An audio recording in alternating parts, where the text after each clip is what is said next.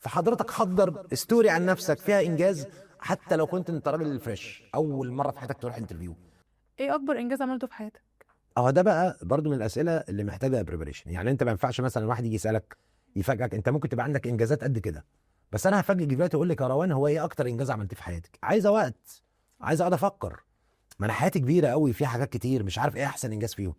احنا بقى بنقول انت قبل ما تروح اي انترفيو، بعد اذنك من الاسئله الكومن اللي احنا بنقولها دلوقتي دي، سؤال قول لي انجاز عملته في حياتك. فحضرتك حضر ستوري عن نفسك فيها انجاز، حتى لو كنت انت راجل فريش اول مره في حياتك تروح انترفيو. مفيش انجاز عملته، مفيش مره كنت رئيس اتحاد طلبه، مفيش اكتيفيتي مشهوره، مفيش حاجه مثلا يعني تشاريتي اورجانيزيشن دخلت فيها عملت حاجه، مفيش سكور عملته عالي وانت في ثانويه، مفيش حاجه في حياتك خالص فيها انجاز. طب لو انت راجل اكسبيرينس، انت ممكن تكون كنت بيست اتشيفر في وقت من الاوقات، ممكن اخدت ديليجيشن بحاجه صعبه جدا وعديتها. ده من الاسئله اللي هي عاده بتتسال في الانترفيو، فلازم يكون عندك ستوري كده محضرها تقول في السؤال ده.